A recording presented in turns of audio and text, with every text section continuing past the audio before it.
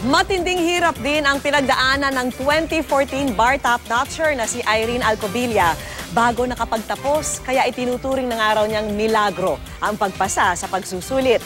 Kilalanin po siya at iba pang pasok sa top 10 ng exam sa pagtutok na ito ni Cara David.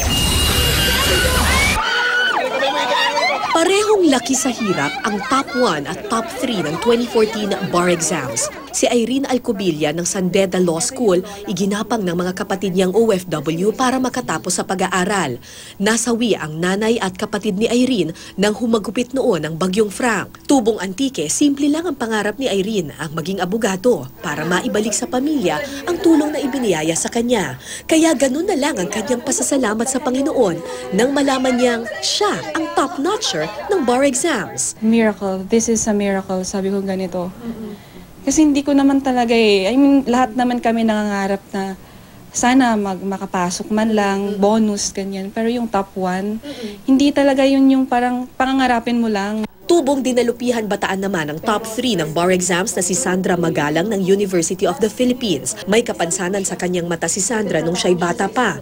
Pero sa tulong ng Oplan Sagip Mata ni yumaong Senador Juan Flavier, nabigyan ng panibagong pag-asa si Sandra. Sa isang liham noong 2014 sa burol ni Flavier, sinabi ni Sandra na binago ni Flavier at ng kanyang health programs ang kanyang buhay at kinabukasan.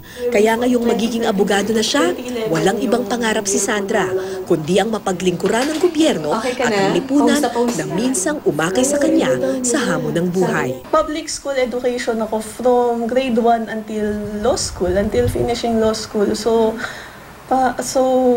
it wouldn't be strange for me to wish to give back or to devote my talents to public service. Ang pagiging bar top-notcher ay tiyak magbubukas ng maraming oportunidad para kay Sandra at Irene. Pero nais daw nilang manatiling nagsisilbi sa maliit na law firm na kanilang pinagtatrabahuan ngayon. O di kaya'y manilbihan sa gobyerno. Hindi kasing laki ang sweldo pero dito raw sila mas kailangan ng kanilang lipunan. Maging magaling kayong abogado, sana hindi kayo malihis ng landas. Pagpe-pray ko din na yung generation na to ay makakatulong sa pagunlad ng ating bansa. I hope to do more litigation work, ganyan. So, to hone my skills in litigation.